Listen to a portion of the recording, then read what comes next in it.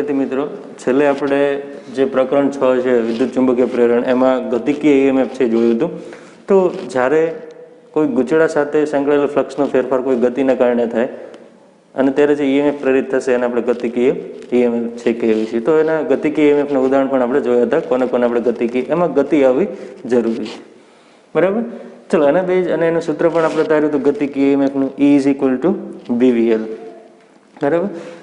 અને એક સિમ્પલ જે સળીઓ છે એક લૂપ લઈને પણ આપણે સાબિત કર્યું હતું એ ગતિકીય ઈએમએફ BVL. હવે એક સળીઓ L લંબાઈનો સળીઓ ગતિ કરતો હોય તો પણ એમાં ઈએમએફ છે ઉત્પન્ન થાય છે BVL જેટલું. એ પણ ગતિકીય ઈએમએફનું સૂત્ર. પણ ત્યાં બંને પરિસ્થિતિમાં, એક પરિસ્થિતિમાં આપણે શું કર્યું હતું, ફેરેડેનો નિયમ ઉપયોગ કર્યો હતો, અને બીજામાં જે લોરેન્સ છે, લોરેન્સ બળનો ઉપયોગ કરીને આપણે સાબિત કર્યું હતું. બરાબર. લૂપ હોય તો ફેરેડેનો નિયમ, અને સિમ્પલ એક સળીઓ હતો તો એમાં આપણે લોરેન્સ બળનો ઉપયોગ કરીને સાબિત કર્યું હતું. E = BVL. જે માઇનસ છે એ દિશા દર્શાવે છે. મૂલ્ય કેટલું? BVL જેટલું. બરાબર. હવે સળીઓ છે, એક સિમ્પલ સળીઓ, એમાં જો ઈએમએફ પ્રેરિત થશે તો એક છેડો પ્લસ ઈએમએફ હોય તો એની પોલારિટી શું હશે? Plus minus. તો એ કોણ નક્કી કરશે? તો જનરલ મેં સૂત્ર લખાયું હતું તમને, E = આપણને મળ્યું હતું -V×B.L. આ જે છે V×B ની દિશા, V×B છે આપણને પ્લસ આપશે. જે દિશામાં V×B આવે એ છેડવાનો કેવો લેવાનો? પ્લસ લેવાનો. બરાબર. તો આ યાદ રાખજો. આના પરથી આપણે એક્ઝામ્પલથી સોલ્વ કરીશું. ચલો, એના પછી ઉદાહરણ 6.6 છે. એમાં એક આપણને તાર આપ્યો છે, સળીઓ છે PQ. એનો એક છેડો છે ફિક્સ કરેલો છે. ધારો કે આ સળીઓ સમજી, એનો એક છેડો છે એ ફિક્સ કરેલો છે, અને બીજો જે છેડો છે એ પરિભ્રમણ કરી શકે આ રીતે. બરાબર. તો આમ ઓમેગા જેટલી સ્પીડથી પરિભ્રમણ કરે છે. ઓમેગા આપણને આપી છે 50 રિવોલ્યુશન પર સેકન્ડ. તો આટલી સ્પીડથી પરિભ્રમણ કરે છે. એક છેડો ફિક્સ છે, અને બીજો જે છેડો છે એને સપોર્ટ માટે એક રિંગ આપેલી છે. બીજો છેડો ક્યાં છે? એક રિંગ છે એની પર મૂકેલો છે. એ રિંગની ત્રિજ્યા આપણને આપેલી છે 1 મીટર. લંબાઈ જે છે સળિયાની એ પણ કેટલી છે? 1 મીટર. તો બે એક જ છે. સળિયાની લંબાઈ એ જ શું થશે? રિંગની ત્રિજ્યા થશે. તો બે વસ્તુ સેમ છે. ચલો, હવે આ છે પરિભ્રમણ કરે છે. તો સળિયાના જે બે બિંદુ છે એનું જે સેન્ટર, કેન્દ્ર, અને આ જે બીજો પોઈન્ટ જ્યાં ફરે છે રિંગ ઉપર, આ રિંગ છે ને એની રીમ કહેવાય. રીમ એટલે પરિઘ, એનો જે આઉટર સરફેસ છે એને રીમ કહેવાય. તો આ રીમ ઉપર ફરે છે. તો એનો સેન્ટર અને રીમ, સળિયાના બે એન્ડ પોઈન્ટ, અથવા રિંગ માટે કહીએ તો રિંગની અક્ષ, રિંગની અક્ષ અને રિંગની રીમ. તો આ બે વચ્ચે આપણે કેટલું ઈએમએફ છે એ બનશે, અથવા સળિયાના બે છેડા વચ્ચે જે તાર છે આપણને રોડ આપે છે એના બે પોઈન્ટ વચ્ચે. તો વિદ્યાર્થી મિત્રો, અહીંયા તમે જોશો તો ગતિ તો થાય છે. તો ગતિકીય ઈએમએફનું સૂત્ર આપણે વાપરી શકીએ કે નહીં? E = BVL. પણ અહીંયા તમે જોશો કેવી ગતિ કરે છે? ચાક ગતિ, રેખીય ગતિ નથી. તો ઓમેગા સ્પીડથી, તો એની જે ત્રિજ્યા છે એનો રેખીય વેગ આપણને ઓમેગા આપ્યો છે, V આપ્યો નથી. પણ V અને ઓમેગાના કંઈક સંબંધ છે. V = શું લખીએ કે R ઓમેગા. બરાબર. તો અહીંયા શું કરશું? આખો જે તાર છે એના દરેક પોઈન્ટ છે એનો વેગ સમાન નથી. આ પોઈન્ટ છે P, એનો વેગ કેટલો છે? 0. જેમ જેમ તમે દૂર જતા જાઓ P થી Q તરફ, એની સ્પીડ વેગ શું થાય? વધતો જાય છે. V છે એ વધશે, કારણ કે એની ત્રિજ્યા છે. આના માટે અલગ ત્રિજ્યા છે, આના માટે અલગ ત્રિજ્યા, આના માટે કેટલી? સૌથી મેક્સિમમ છે. Q માટે ત્રિજ્યા સૌથી મેક્સિમમ છે. કેટલી છે? R અથવા L જેટલી. તો એની સ્પીડ સૌથી વધારે છે. તો અહીંયા વેગ છે અચળ નથી. તો આપણે ડાયરેક્ટ આ સૂત્ર ન વાપરીએ, E = BVL ડાયરેક્ટ, કારણ કે વેગ છે એ બધા પોઈન્ટ માટે અલગ છે, સેમ નથી. જો બધા માટે એક સરખો હોય તો ડાયરેક્ટ આપણે વાપરીએ. તો એના માટે આપણે શું કરીશું? આખો જે આખો જે તાર છે ને નાના નાના સૂક્ષ્મખંડમાં વિભાજિત કરી દેવી. પછી એ જે સૂક્ષ્મખંડ પૂરતો, એ સૂક્ષ્મખંડ એટલો નાનો છે, એક પોઈન્ટ તરીકે છે. તો એ પોઈન્ટ છે એનો વેગ કેવો હશે? અચળ. તો એના માટે તમે આ સૂત્ર વાપરી શકો, BVL. બરાબર. એ જે એક સૂક્ષ્મખંડ છે એનો વેગ અચળ હશે, બદલાશે નહીં લંબાઈ પૂરતો. એટલા માટે ગતિકીય ઈએમએફનું સૂત્ર વાપરે. પછી હવે બધા સૂક્ષ્મખંડનો ગણ પછી સરવાળો કરી નાખો. પણ એવું કરવાની જરૂર નથી. એક સૂક્ષ્મખંડ લ્યો, એનું ઈએમએફ ગોતો ગતિકીય, પછી એને શું કરી નાખો? સંકલન આખા સળિયાની લંબાઈ ઉપર. બરાબર. તો આ દાખલાનું લોજિક છે. તો આપણે શું કરવું? એક સૂક્ષ્મખંડ ધ્યાનમાં લેવી. કેન્દ્રથી કેટલા અંતરે? X અંતરે એક આ સૂક્ષ્મખંડ છે જેની લંબાઈ કેટલી છે? dx લંબાઈનો. તો અહીંયા લખી કેન્દ્રથી X અંતરે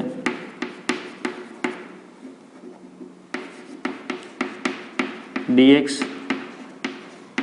લંબાઈનો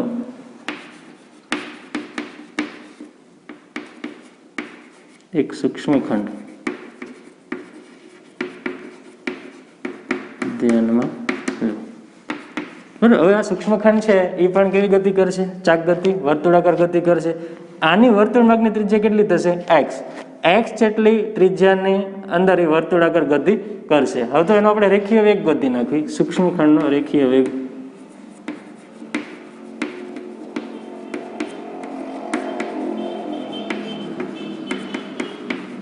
વી બરાબર શું સૂત્ર છે ઓમેગા ઉપરથી? તો કે V is equal to R omega. તો આના માટે ત્રિજ્યા કેટલી છે સૂક્ષ્મખંડની? એક્સ. તો આ થશે એક્સ ઇન્ટુ ઓમેગા. આ જે સૂક્ષ્મખંડ છે એનો વેગ છે એક્સ ઇન્ટુ ઓમેગા. આના માટે એક્સ કેવો છે? અચળ છે. આ લંબાઈ એટલી બધી નાની લીધી છે કે એક્સ બદલાતો નથી, ટેન્સ ટુ 0 છે, એટલે કે એક બિંદુ તરીકે છે. બરાબર, તો આનો વી છે અચળ થશે. તો આના માટે આપણે ગતિકીય EMF નું સૂત્ર વાપરી શકશું.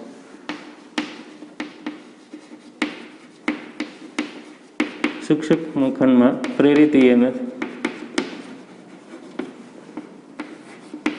DE. સૂક્ષ્મખંડ છે નાનું EMF આવશે તો એને આપણે DE કહેવી. ગતિકીય EMF નું સૂત્ર E is equal two BVL. તો થશે BV અને લંબાઈ કેટલી છે? dx. તો અહીં આપણે લખશું dx BVL. બરાબર, આની લંબાઈ સૂક્ષ્મખંડની લંબાઈ dx આપણે લીધી છે. ચલો અમે કિંમત મૂકી દેવી. આ થઈ ગઈ V આપણે કેટલું છે? તો કે omega into X into dx.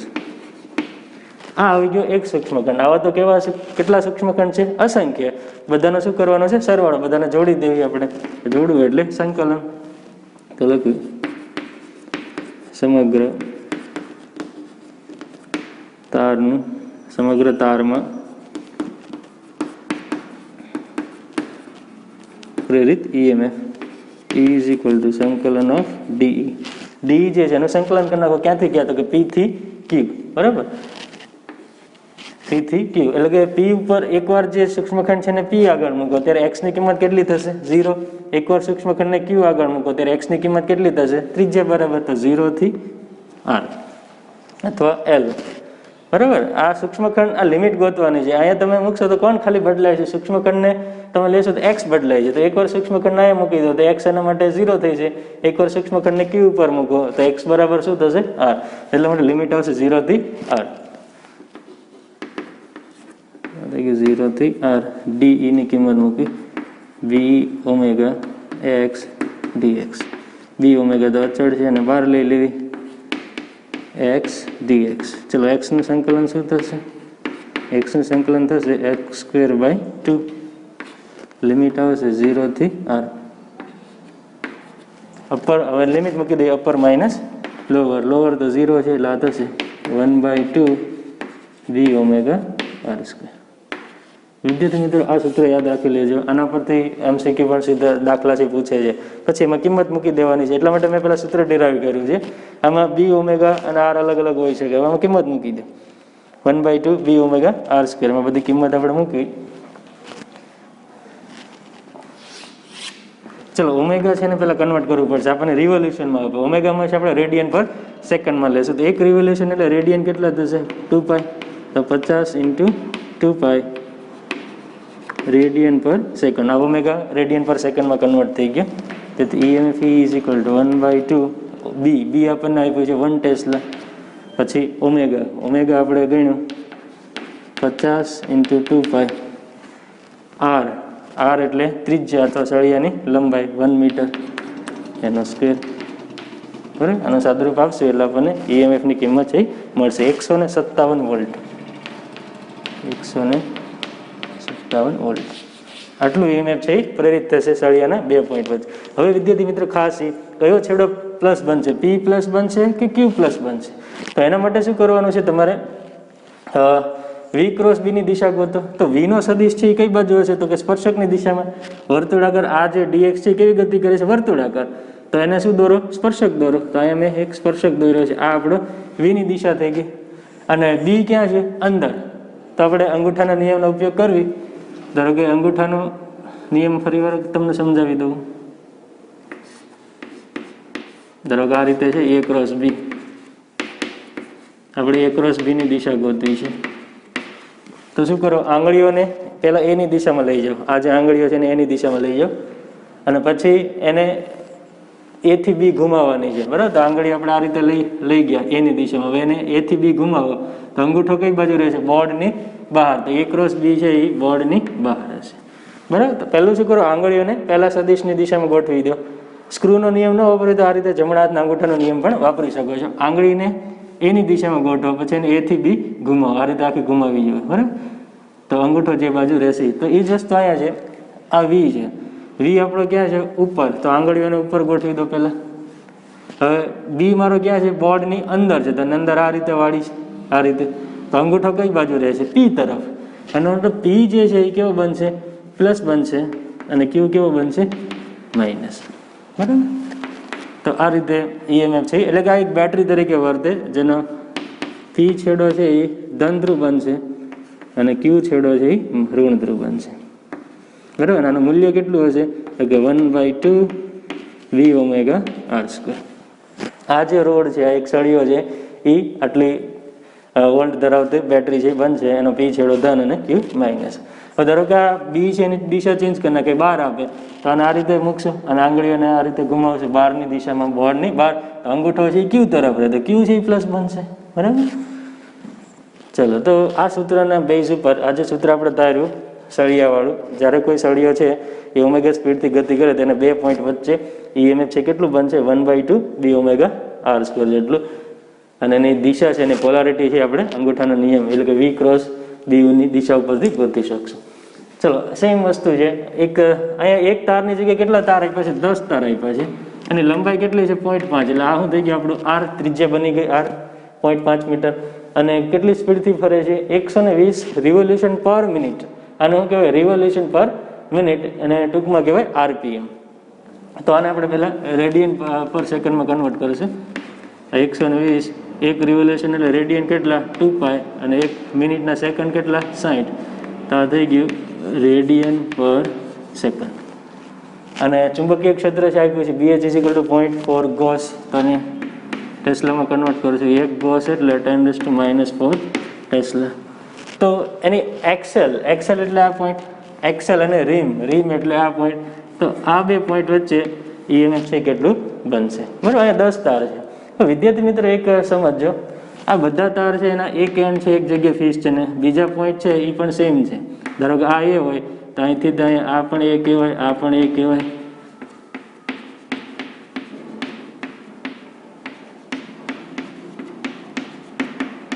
બરાબર. આપણે જે EMF ગોતવાનું છે E અને B વચ્ચે ગોતવાનું છે. તો બધા પોઈન્ટ છે, આ જે સળિયો છે ને, બધા બહારના રીમ ઉપરના છેડા એક પોઈન્ટ આગળ છે, અને એના કેન્દ્ર આગળ બધા ભેગા થાય જ છે. તો એ પણ એક પોઈન્ટ છે. ધારો કે એના નામ બધી B. તો A અને B વચ્ચે જોડેલા છે બધા સળિયા. એટલે કે આ જે સળિયો છે એ એક બેટરી તરીકે વર્તે, આ એક બેટરી તરીકે વર્તશે. તો આના માટે આપણે બેટરીનું સમાંતર જોડાણ છે એ જોવું પડે. જે રીતે અવરોધનું જોડાણ હતું એ રીતનું બેટરીનું પણ જોડાણ આવશે, બરાબર, સમાંતર જોડાણ. તો એને આ રીતે તમે જોડી શકો. અહીંયા ધારો કે 2 બેટરીનું એક્ઝામ્પલ લો છે. આનું EMF E, આનું EMF E. આને તમે જોડશો આ રીતે. બંનેના EMF સરખા હોય, બરાબર. બંનેના EMF જો સરખા હોય તો એને સંતુલિત, આ બેની જગ્યાએ તમે એક જ બેટરી દોરી શકો છો, જેને સંતુલિત કહેવાય, E ઇક્વિવેલન્ટ. તો E પણ કેટલું આપશે? E જેટલો આવશે. ખાલી એનો અવરોધ છે ચેન્જ થશે. ધારો કે આનો અવરોધ આ R1 છે, આનો અવરોધ કેટલો છે? R2 છે. આનું EMF E, અવરોધ R1, EMF E, અવરોધ R2, બરાબર. તો આ જે છે આની સંતુલિત બેટરી તમે દોરો તો આ રીતે બનશે. EMF છે ચેન્જ નહીં થાય, EMF એટલું જ રહેશે. ખાલી એનો આંતરિક અવરોધ છે બદલાઈ જશે. R1 અને R2 છે સમાંતરમાં છે, તો ઉપર ગુણાકાર, નીચે સરવાળો, R1 + R2, બરાબર. આ એની સંતુલિત થશે. તો એ જ વસ્તુ અહીંયા છે.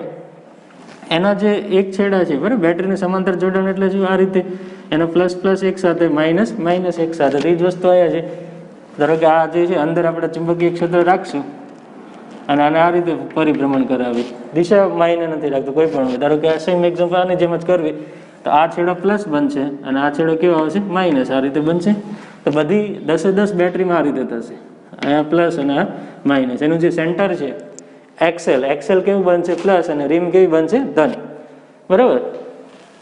સોરી, એક્સેલ છે એ પ્લસ બનશે, રીમ છે એ માઇનસ બનશે. તો આ રીતે 10 બેટરી, એટલે કે 10 બેટરી છે આ રીતે થશે. એના પોઝિટિવ છેડા એક જગ્યાએ અને નેગેટિવ છેડે એક જગ્યા. આ રીતે કેટલી બેટરી છે? 10. બરાબર. તો આનું જે સંતુલન, આનો અવરોધ આપણને આપ્યો નથી, તારનો અવરોધ નથી આપ્યો, તો અહીંયા આંતરિક અવરોધ નહીં લખી. તો આનું સંતુલિત લખશો તો એક જ દોરશે. બધાને ઈએમએફ તો કેટલા હશે? સરખા. ઈ અને આ ઈ જે છે આપણને ખબર છે 1/2 બી ઓમેગા આર સ્ક્વેર. બરાબર. તો 10 આપ્યા હોય, 100 આપ્યા, ગમે એટલા આપ્યા હોય, બરાબર, બધા કેવા થશે? સમાંતરમાં. બધા તાર સમાંતરમાં થાય, અને સમાંતર જોડાણ માટે સંતુલિત ઈએમએફ જો બધાનું સરખું હોય ઈ તો, અને અહીંયા સરખું જ બનશે. બરાબર. બધાની લંબાઈ સેમ છે એટલા માટે. તો 1/2 બી ઓમેગા આર સ્ક્વેર જ આવશે. એક સળિયો હોય કે ગમે એટલા હોય. બરાબર. એને આંતરિક અવરોધ નું આપ્યા હોય એટલે 0. તારનો અવરોધ આપીને આપ્યો નથી.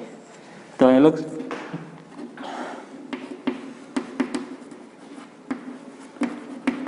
રિંગની એક્સેલ અને રિમ વચ્ચે પ્રેરિત ઈએમએફ આપણને મૂલ્ય જ ખાલી પૂછ્યું છે. E = 1/2 બી ઓમેગા આર સ્ક્વેર. 1/2 બી આપણને આપ્યું છે કેટલો? 0.4 × 10⁻⁴ ઓમેગા 120 × 2π/60. આર આપણને આવ્યું છે ત્રિજ્યા, અને લંબાઈ, તારની લંબાઈ બરાબર થશે 0.5 એનો સ્ક્વેર. બરાબર. આનું સાદરૂપ આપણે આપશું તો આની કિંમત આવશે 6.28 × 10⁻⁵.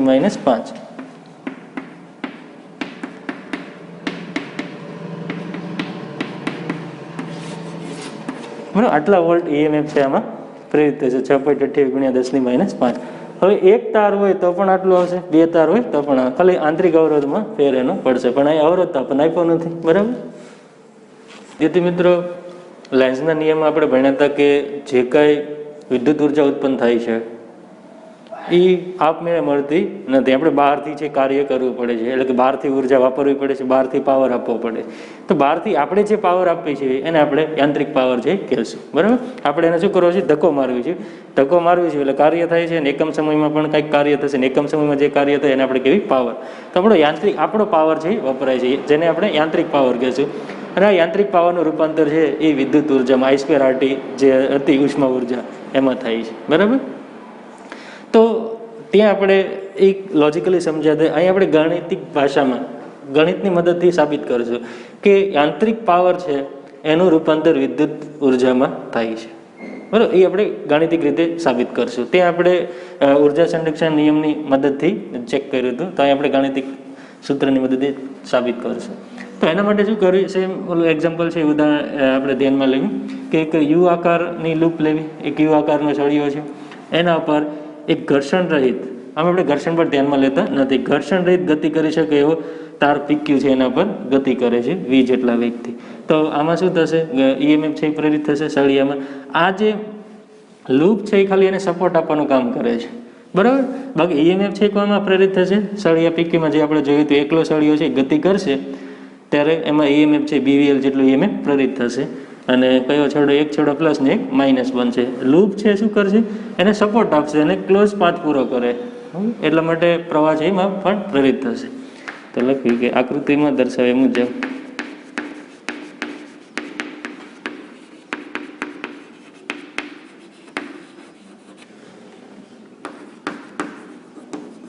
સળિયા પીક્યુને v જેટલા વેગથી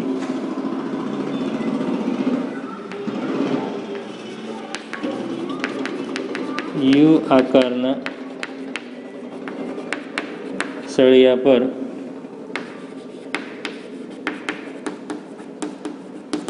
ચુંબકીય ક્ષેત્રમાં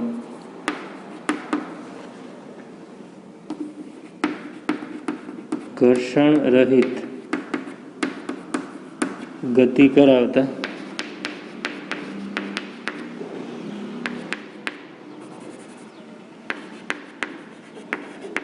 સળિયા પીક્યુમાં કેટલું ઈએમએફ પ્રેરિત થશે? BVL. ચુંબકીય ક્ષેત્ર છે B, વેગ એનો v, લંબાઈ કેટલી છે L. પીક્યુમાં BVL જેટલું ઈએમએફ પ્રેરિત થાય છે. બરાબર. હવે કયો છેડો પ્લસ હશે ને કયો માઇનસ હશે તો એ આપણે જમણા હાથના અંગૂઠાના નિયમની મદદથી ગોતી શકીએ. ઓકે, વેગની દિશામાં શું કરો, આંગળીને જવા દો, વેગની દિશામાં આંગળી જવા દો. ચુંબકીય ક્ષેત્ર ક્યાં છે? અંદર. તો ફેરવો એને તો આંગળીઓ ક્યાં જશે? અંદર આપણે ઘુમાવવાની છે, વી થી બી તરફ. તો અંગૂઠો કઈ બાજુ રહેશે? ઉપર. એનો મતલબ આ જે છેડો છે એ પ્લસ બનશે, પી જે છે એ પ્લસ બનશે, અને આ કેવો બનશે? માઇનસ. તો આના લીધે શું થશે? હવે આખો જે અહીંયા તમે જોશો તો એક બંધ લૂપ બને છે, પી બી સી ક્યુ. તો પી ક્યુ સી બી, બરાબર, પી બી સી, આમાં બંધ લૂપ બને છે. અને જ્યારે પણ બંધ ગાળો બને ત્યારે હંમેશા વિદ્યુત પ્રવાહ છે ફ્લો થશે. તો આમાં વિદ્યુત પ્રવાહ બનશે. અમે વિદ્યુત પ્રવાહ ક્યાંથી ક્યાં નીકળશે? હંમેશા પ્લસથી માઇનસ તરફ. એટલે કે આ તાર છે એક બેટરી તરીકે વર્તશે, અને પ્લસમાંથી બેટરીના ધન ધ્રુવમાંથી પ્રવાહ નીકળશે અને ક્યાં દાખલ થશે? માઇનસમાં. અને બેટરીની અંદર પણ પાછો માઇનસથી પ્લસ તરફ જશે. તો આ રીતે વિદ્યુત પ્રવાહ છે ફ્લો થશે, બરાબર. પી થી બી, બી થી સી, સી થી ક્યુ, ક્યુ થી પી. ધરેલો આ પ્રવાહ કંઈક કેટલો છે? આઈ જેટલો. કેટલો જશે એ હમણાં પણ આપણે ગણી શકશું, બરાબર, આઈ જેટલો. તો આઈ છે એ ગણી નાખી. આ બંધ લૂપ પી બી સી ક્યુમાં પ્રેરિત થતો પ્રવાહ I ઇઝ ઇક્વલ ટુ ઓહમના નિયમ ઉપરથી વોલ્ટેજના છેદમાં અવરોધ, બરાબર. જ્યાં આર છે એ તારનો અવરોધ લઈ લઈએ. લૂપ છે, આ જે લૂપ છે એનો અવરોધ આપણે ધ્યાનમાં નથી લેતા. તાર છે એનો અવરોધ ધ્યાનમાં લેવી. જ્યાં આર ઇઝ ઇક્વલ ટુ સળિયા પીક્યુનો અવરોધ, બરાબર. આ જે સળિયો છે એનો અવરોધ કંઈક હશે તો એ ધારી લેવી કેટલો છે? આર. તો વોલ્ટેજના છેદમાં અવરોધ એટલે આપણને શું આપશે? પ્રેરિત પ્રવાહની કિંમત આપશે. તો પ્રવાહ આ ઇઝ ઇક્વલ એની કિંમત મૂકી. એ કેટલું છે? તો કે બી વી એલ બાય આર. આટલો છે એ પ્રવાહ બનશે. ચલો, હવે આ જે તાર છે એમાંથી પ્રવાહ જાય છે. આપણે ભણ્યા હતા ચોથા પાઠમાં કે કોઈ પણ ચુંબકીય ક્ષેત્રની અંદર આપણે પ્રવાહધારિત તાર મૂકશું તો તાર ઉપર શું કરશે? ચુંબકીય બળ લાગશે, બરાબર.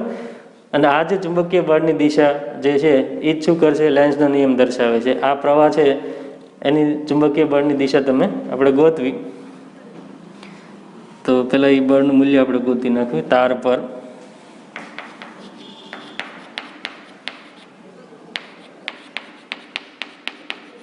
લાગતું ચુંબકીય બળ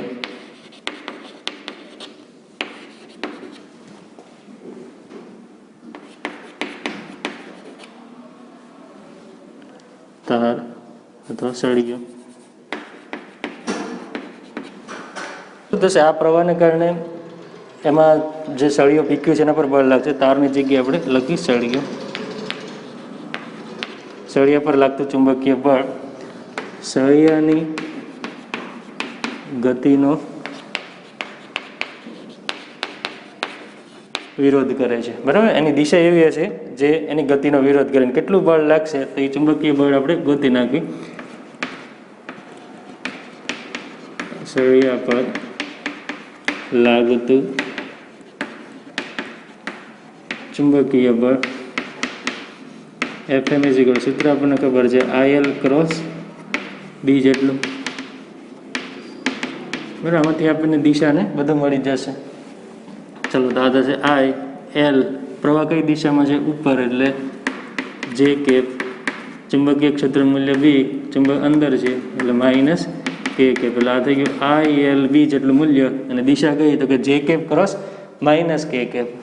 જે cap cross minus J cap cross K cap એટલે આઈ કેપ, અને આ થશે માઇનસ આઈ કેપ. એટલે કે ચુંબકીય બળ જે છે ને મૂલ્ય કેટલું થઈ ગયું? આઈએલ બી જેટલું. કઈ દિશામાં? ઋણ દિશામાં. તો આના પર આ દિશામાં ઋણ દિશામાં બળ છે લાગશે, ચુંબકીય બળ. જે લેન્ઝના નિયમને પણ સમર્થન આપે છે. લેન્ઝનો નિયમ શું કહે છે? કે એવી દિશામાં પ્રવાહ પ્રેરિત થાય જેથી કરી એનો વિરોધ કરે. તો અહીંયા શું થાય છે? આગળ ગતિ જે છે, વેગ આ બાજુ છે, તેનો વેગનો વિરોધ કરવાનો છે, બરાબર. વેગની વિરુદ્ધ દિશામાં આ બળ છે લાગશે. તો આ ચુંબકીય બળ થઈ ગયું. હવે શું થાય છે? એની વેગની વિરુદ્ધ દિશામાં બળ લાગે છે તો એનો વેગ શું થાય? સતત ઘટતો જશે. જો એનો વેગ આપણે ઘટવા ન દેવો હોય તો શું કરવું પડે? આટલું જ બળ બહારથી આપણે લગાવવું પડશે, બરાબર. આટલું જ બળ બહારથી. કઈ દિશામાં? વિરુદ્ધ દિશામાં. તો આ આપણું થઈ ગયું એફ એક્સટર્નલ EXT બાહ્ય બળ. આટલું જ બળ લગાવવું પડશે. અને કેટલું? તો કે ILB જેટલું. તો ILB શું થશે? કેન્સલ થશે અને સળિયાનો વેગ છે એ ઘટશે નહીં. જો આ ન લગાવી તો એનો વેગ, સળિયાનો વેગ ઘટી ધીમે ધીમે ઘટીને શું થશે? સળિયો સ્ટોપ થઈ જશે, એનો વેગ 0 થઈ જશે. બરાબર, પણ એને આપણે સ્ટોપ કરવા દેવાનો નથી, એની ગતિ સતત ચાલુ રાખવી છે, વેગ અચળ રાખવો છે. તો આટલું બળ આપણે બહારથી લગાવવું પડશે. બરાબર, જો સળિયાનો વેગ v જેટલો અચળ રાખવું હોય તો ILB જેટલું અને ચુંબકીય બળની વિરુદ્ધ દિશામાં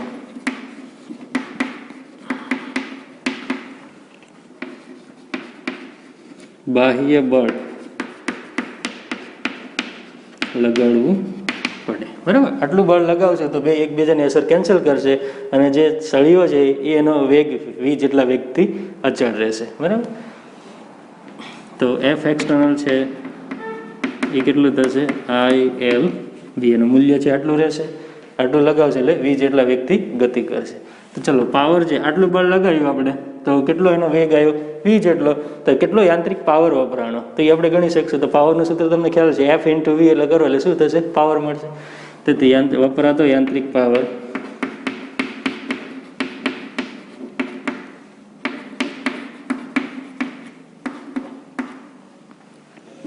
P is equal to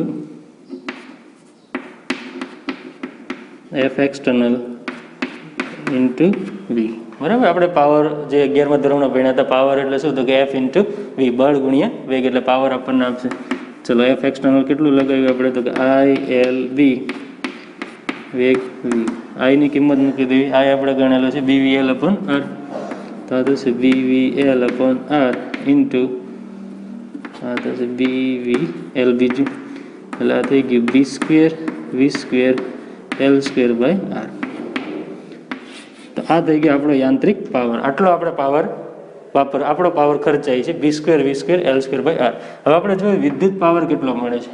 okay, વિદ્યુત પાવર એટલે કે ઉષ્મા ઉર્જા રૂપે કેટલી ઉર્જા છે ઉત્પન્ન થાય છે વિદ્યુત પાવર.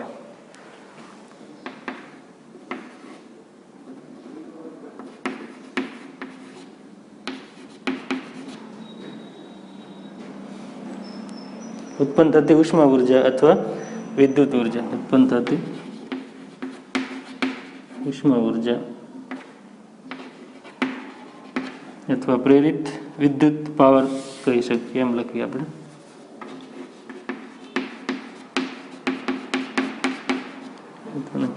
પ્રેરિત પ્રવાહ, પ્રેરિત થતો વિદ્યુત પાવર. આ વિદ્યુત પાવર જે છે એમાં ફાઇનલી કન્વર્ટ થશે ઉષ્મા ઉર્જા રૂપે વ્યય થઈ જશે.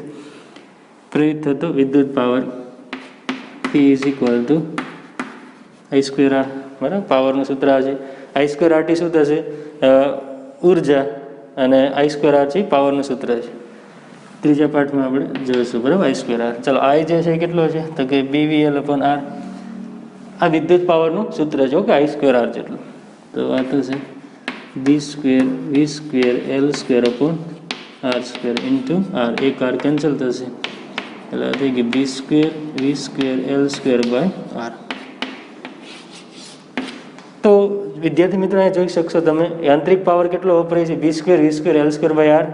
વિદ્યુત પાવર કેટલો પ્રેરિત થાય છે? B² V² L²/R. આ વિદ્યુત પાવર છે છેલ્લે ફાઇનલી ઉષ્મા રૂપે વ્યય થશે. તો ઉષ્મા કેટલી ઉત્પન્ન થશે? ઉષ્મા રૂપે કેટલો પાવર છે વ્યય થશે? તો કેટલી ઉષ્મા ઉર્જા ઉત્પન્ન થશે એકમ સમયમાં? તો B² V² L²/R. તો બે વસ્તુ સેમ છે. તમને વિદ્યુત પાવર પૂછે અથવા એકમ સમયમાં ઉત્પન્ન થતી ઉષ્મા ઉર્જા પૂછે, બે વસ્તુ સેમ છે. બરાબર, તો બધા જ યાંત્રિક ઉર્જાનું રૂપાંતર કેમાં થશે? ઉષ્મા ઉર્જામાં, એટલે કે વિદ્યુત ઉર્જામાં. તો આ થઈ ગયું એનું ગાણિતિક પ્રૂફ.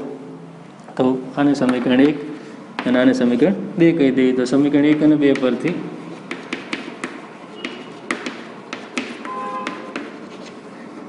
શું થશે? યાંત્રિક પાવર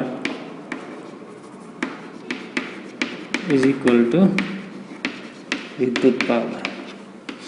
જે કંઈ યાંત્રિક પાવર વપરાશે એ બધા જ પાવરનું રૂપાંતર વિદ્યુત પાવરમાં થશે, અને વિદ્યુત પાવર છે એ શું બનાવશે? ઉષ્મા ઉર્જા બનાવશે. તો એના પછી એક સળિયો PQ છે, એની ગતિ આપણને આપી છે ચુંબકીય ક્ષેત્રમાં. ચુંબકીય ક્ષેત્ર છે B જેટલું છે, પણ ક્યાંથી ક્યાં છે?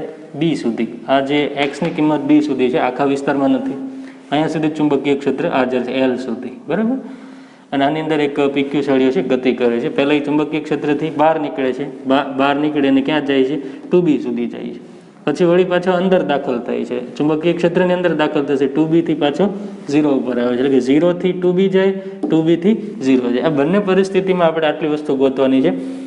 આ લૂપ એક બને છે અહીંયા, બરાબર. આ PQRS એક લૂપ બને છે. તો લૂપમાં કેટલું ફ્લક્સ, લૂપ સાથે કેટલું ફ્લક્સ સંકળાશે, એમાં EMF પ્રેરિત કેટલું થશે, અને આ જે સળિયો છે એના પર બળ કેટલું લાગશે, અને એમાં ઉષ્મા ઉર્જા કેટલી ઉત્પન્ન થશે, બરાબર. તો પહેલાં આપણે K થી M ગતિ ધ્યાનમાં લઈએ. M થી K તો પાછી રિવર્સ છે, એના જેવું છે. એટલે એક સમજી લો, K થી M થી K એના જેમ જ થશે, એનાથી ઉલટું. ચલો પહેલાં K થી M. તો શું કરવું આપણે? પહેલાં ફ્લક્સ છે ગણી નાખવી. હવે અહીંયા તમે જોશો તો ચુંબકીય ક્ષેત્ર રેખા જેમાં આગળ પાછળ જશે, જેમ આગળ જશે એમ ક્ષેત્ર રેખાઓની સંખ્યા લૂપ સાથે વધતી જશે. 1 2 3 છે, પછી 4 5 6, પછી જેમ આગળ જશે તો બીજા ડોટ અંદર આવશે, તો ક્ષેત્ર રેખાઓની સંખ્યા વધે છે. એટલે કે જેમ એરિયા વધતો જાય એમ એની અંદર ઘેરાતી ક્ષેત્ર રેખા, જેમ ક્ષેત્રફળ વધે છે એમ ઘેરાતી ક્ષેત્ર રેખાઓ પણ વધે છે, એટલે ફ્લક્સ વધશે, બરાબર. તો કેટલું ફ્લક્સ છે આપણે કોઈ એક્સ અંતરે પહેલાં ગોતી નાખવી. એક્સની કિંમત છે B કરતાં ઓછી રાખવી, ત્યારે કેટલું એની અંદર ફ્લક્સ હશે તો આપણને ખબર છે A ઇન્ટુ B જેટલું ફ્લક્સ આવશે. તો A જે છે એનો વિસ્તાર થશે લંબાઈ ગુણ્યા પહોળાઈ, બરાબર. લંબાઈ ગુણ્યા પહોળાઈ ઇન્ટુ B. એટલે કે આ જે શું કર્યું છે આપણે? A ઇન્ટુ B કર્યું છે, આટલું ફ્લક્સ આવશે. હવે એક્સ ક્યાં સુધી? કોઈ એક્સ અંતરે. એક્સની કિંમત છે આપણે B કરતાં ઓછી રાખવી છે. જેવો એક્સની કિંમત B થઈ જાય, અહીંયા પહોંચી જાય સળિયો, ત્યારે ધારો કે અહીંયા એની પોઝિશન આવી જાય છે, આગળ વધતો વધતા અહીંયા પહોંચે ત્યારે એને આગળ ફ્લક્સ કેટલું હશે? તો એક્સની કિંમત કેટલી થઈ છે? B થઈ જશે. તો આ થશે B into L into small b. આટલું ફ્લક્સ અહીંયા પહોંચે ત્યારે હશે. લૂપ PQRS સાથે સંકળાયેલ ફ્લક્સ જ્યારે સળિયો ક્યાં પહોંચે? L આગળ, એની પોઝિશન L આગળ હોય ત્યારે આટલું ચુંબકીય ફ્લક્સ આવી ગયું છે, BLB, જે મેક્સિમમ છે. હવે ધારો કે સળિયો આગળ જાય તો હવે ક્ષેત્ર રેખાઓ છે, હવે આગળ તો કેવું છે? 0 છે, હવે વધતું નથી. તો આગળ પછી ગમે એટલો એરિયા વધતો જાય, એનું ક્ષેત્રફળ ગમે એટલું વધે, પણ હવે ચુંબકીય ક્ષેત્ર અહીંયા બધે કેટલું છે? 0. તો હવે ફ્લક્સ વધશે નહીં. એ કેટલું રહેશે? આટલું ને આટલું જ રહેવાનું છે, BLB જેટલું. ક્યાં? તો કે B કરતાં આગળ જાવી ત્યારેના વિસ્તારમાં. તો એટલા માટે મેં ફ્લક્સ છે એ B કરતાં ઓછા વિસ્તારમાં હશે ત્યારે કોની પર ડિપેન્ડ હશે? X ઉપર. એટલે કેટલું હશે? LBX, બરાબર. એક્સની કિંમત B કરતાં ઓછી હોય ત્યારે. હવે B થી 2B જ આવીએ આપણે. B થી 2B. તો B થી 2B હોય ત્યારે ધારો કે અહીંયા કોઈ વચ્ચે અહીંયા સળિયો અહીંયા પહોંચ્યો હશે, પછી અહીંયા પહોંચ્યો હશે, ધારો કે 2B ઉપર સીધો મૂકી દઈએ આપણે, 2B પર. તો આખી આ મોટી લૂપ થઈ ગઈ. તો આને આપણે બે ભાગ પડી દઈએ મોટી લૂપના, એક 0 થી B સુધી અને B થી 2B. તો 0 થી B હોય ત્યારે કેટલું ફ્લક્સ આવશે? BLB. તો આ અમે લખ્યું BLB પ્લસ B થી 2B. એક વસ્તુ ધ્યાન આપજો વિદ્યાર્થી મિત્રો, જ્યારે M આગળ પહોંચે ત્યારે આ આપણી લૂપ બનશે, આ આપણી મોટી લૂપ બનશે આપણી. તો આખી જે મોટી લૂપ હતી એના બે કટકા આપણે પાડી દીધા, એક 0 થી B અને B થી 2B. તો 0 થી B માં કેટલું ફ્લક્સ આવશે? BLB જેટલું, પ્લસ B થી 2B માં તો કોઈ B હાજર છે જ નહીં ચુંબકીય ક્ષેત્ર, તો ફ્લક્સ કેટલું થશે? 0. એટલા માટે ટોટલ ફ્લક્સ કેટલું રહેશે? BLB. ક્યાંથી ક્યાં? તો કે B થી 2B માં, કારણ કે અહીંયા કોઈ ફિલ્ડ હાજર નથી. તો આ દરમિયાન ફ્લક્સ અચળ રહેશે. કેટલું? તો કે BLB જેટલું. ક્યાંથી ગયા? તો કે B થી 2B માં. ચલો હવે વાત કરવી EMF ની. તો EMF ગણવા માટેનું સૂત્ર છે આપણે એક ફેરાડેનો નિયમ -dϕ/dt. તો ફાઈની કિંમત તો મૂકતા જ આવી, ફાઈ આપણને મળી ગયો છે, હાર્યો. તો 0 થી લેસ ધેન B, 0 થી લેસ ધેન B હોય તો એમાં શું છે? તો કે LBX. તો LBX નું વિકલન કરી નાખીએ આપણે, LB, L અને B તો અચળ છે, dx/dt. dx/dt એટલે શું દર્શાવે? એનો વેગ દર્શાવતો. કેટલું EMF આવશે? -BVL જેટલું, લેસ ધેન B. ચલો હવે ગ્રેટર ધેન B, B થી 2B માં વાત કરવી તો ત્યાં ફ્લક્સ કેટલું છે? B થી 2B માં, B થી 2B માં ફ્લક્સ કેટલું છે? આ IBM, IBB જેટલું, સોરી LB બી બી, એલ અચળ, બી અચળ અને આ બી પણ અચળ. તો ત્રણેય વસ્તુ અચળ છે. તો અચળનું વિકલન શું થશે? 0. એટલે કે હવે ફ્લક્સ બી થી 2b માં ફ્લક્સ બદલાતું નથી. કેટલું છે? અચળ છે. લખી નાખું છું અચળ. અને અચળ ફ્લક્સ હોય તો ઈએમએફ કેટલું પ્રેરિત થાય? 0. ઈએમએફ ક્યારે પ્રેરિત થશે? ફ્લક્સ બદલાય ત્યારે. તો એટલા માટે બી થી 2b માં કોઈ ફ્લક્સ, કોઈ ઈએમએફ પ્રેરિત થતું નથી. અને ઈએમએફ પ્રેરિત ન થાય તો પ્રવાહ પણ કેટલો હશે? 0 પ્રવાહ રહેશે. ચલો હવે વાત કરીએ બળની. બળ કેટલું લાગશે? આ ઈએમએફને કારણે આપણે હમણાં આગળ જોયું હતું. આ ઈએમએફને કારણે શું બનશે? પ્રવાહ બનશે. એ પ્રવાહને કારણે એના પર એક ચુંબકીય બળ લાગશે જે એના વેગની વિરુદ્ધ દિશામાં હશે. સળિયાને કેટલું હશે? તો કે આઈએલબી જેટલું. કેટલું બળ લાગશે? આઈએલબી.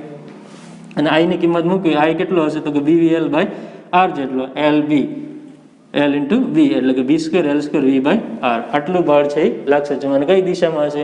એની વેગની વિરુદ્ધ દિશામાં. વેગ ધન એક્સમાં છે તો આ બળ છે એ ઋણ એક્સમાં લાગશે. ચુંબકીય બળ આટલું લાગશે વેગની વિરુદ્ધ દિશામાં. આઈએલ બી જેટલું. બરાબર. આઈની કિંમત મૂકી દો બીવીએલ બાય આર. ચલો હવે આ ક્યાંથી ક્યાં છે? 0 થી લેસ ધેન બી સુધી. 0 થી લેસ ધેન બી સુધીમાં આટલું બળ લાગશે. હવે બી થી 2b માં શું થાય છે? ફ્લક્સ અચળ, ઈએમએફ 0, તો પ્રવાહ પ્રેરિત થતો પ્રવાહ 0. કોઈ પ્રવાહ એમાં બનશે નહીં. પ્રવાહ જો 0 હોય તો બળ કેટલું રહેશે? 0. કોઈ ચુંબકીય બળ હવે લાગશે નહીં. ક્યાંથી ક્યાં? તો કે બી થી 2b માં એટલે કે એલ થી એમ સુધી.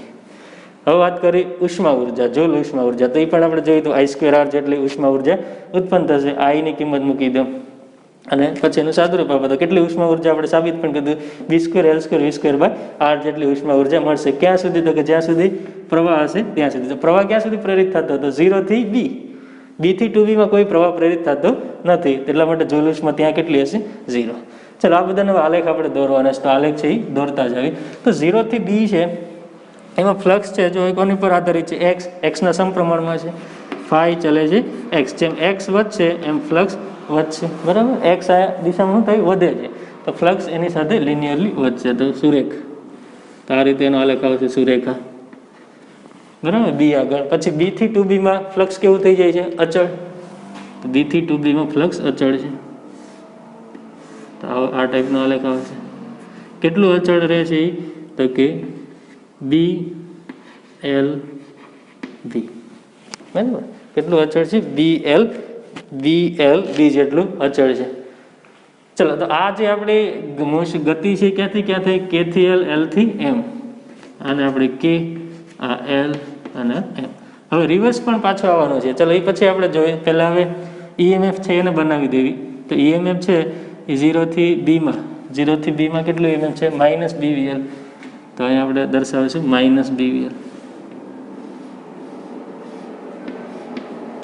માઇનસ બીવીએલ જેટલું. બરાબર. પછી બી થી 2b માં. બી થી 2b માં કેટલું થઈ ગયું? 0. તો આ થઈ બી થી 2b માં 0. બરાબર. કોઈ ફ્લક્સ છે બદલાતું નથી એટલા માટે ઈએમએફ છે 0 થશે બી થી 2b માં. ચલો એની પછી વાત કરી બળની. તો બળ છે એ કેટલું લાગે છે? આઈએલબી જેટલું. આઈએલબી એટલે કે B square L square V by R જેટલું. કઈ દિશામાં? તો કે એના વેગની વિરુદ્ધ દિશામાં. એટલે કે આ દિશામાં લાગશે. કઈ બાજુ છે? ઋણ એક્સ. તો એ આપણે નીચે દર્શાવશે. એટલું અચળ છે. Minus B square L square V by R. બરાબર. B square L square V by R એનું મૂલ્ય છે અને દિશા ઋણ એક્સ. એટલા માટે આપણે નેગેટિવ લીધું છે. ચલો આ બી સુધી. બી થી 2b માં કેટલું છે? 0 બળ છે. તો આને આપણે 0 કરી નાખીએ. બી થી 2b માં 0. ચલો એની પછી વાત કરીએ પાવરની. તો આઈ સ્ક્વેર આર જેટલો પાવર છે. બરાબર. આઈ છે એનો સ્ક્વેર છે એટલા માટે. તો અને બી square L square V square ના પોઝિટિવ છે તો એને આપણે પ્લસ લેશું.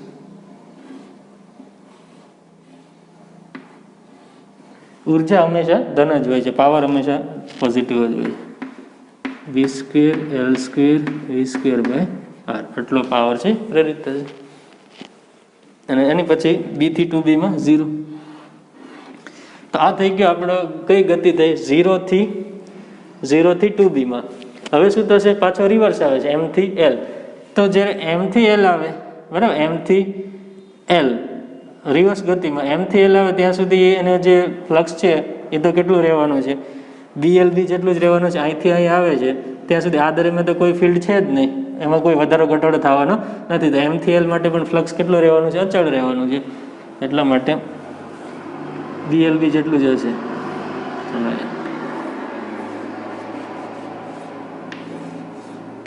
ક્યાં સુધી? બી સુધી. જ્યાં સુધી બી આવે નહીં ત્યાં સુધી. એમ અહીંયા પહોંચી ગયો બી આગળ. હવે શું થાય છે? આ બાજુ અંદર આવે છે એટલે હવે ક્ષેત્ર રેખાઓની સંખ્યા શું થશે? ઘટતી જશે.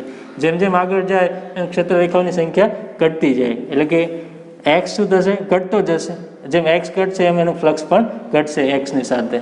તો હવે જે ફ્લક્સ વધતું હતું અહીંયા એને જેમ અહીંયા એક્સ ઘટે છે તો એની સાથે ચુંબકીય ફ્લક્સ પણ ઘટશે. આ રીતે ફરીવાર એમ થી એલ સુધી કોઈ ફિલ્ડ લાઇન ઘટતી નથી, અચળે છે, આટલો ભાગ અચળે છે. હવે જેમ જેમ આગળ સળિયો જશે એમાં જે ડોટ છે એની સંખ્યા ઘટતી જશે. ડોટ શું દર્શાવે છે?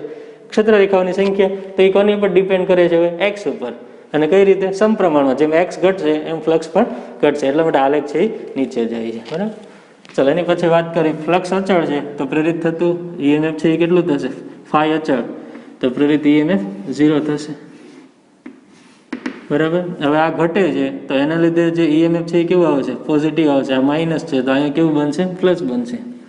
આનાથી ઉલટું બનાવવાનું છે તમારે.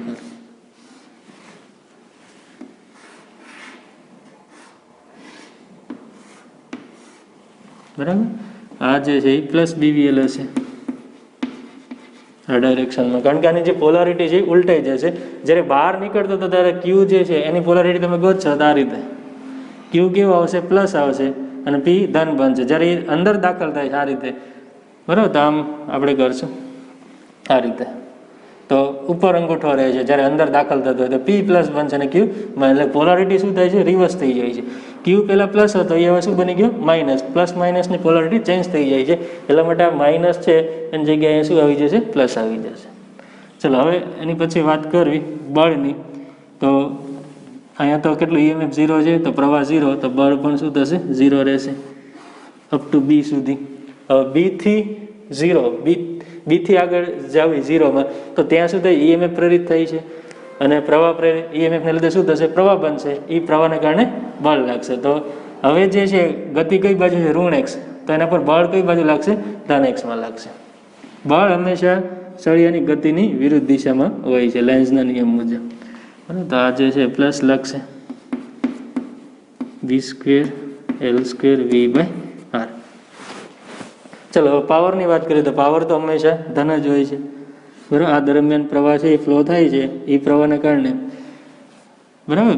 બી થી 0માં આ જે છે આપણે 0 થી બી, આ છે બી થી 2B, આ 2B થી બી અને બી થી પાછું 0. બી થી 0માં જે કંઈ પ્રવાહ છે એ બને છે તો ઉષ્મા ઉર્જા પણ બી થી 0માં આપણને મળશે B² L² V²/R જેટલી. બરાબર. તો એક્ઝામ્પલ છે એ સમજવાનો જરાક પ્રયત્ન કરજો. સરસ એક્ઝામ્પલ છે. બરાબર.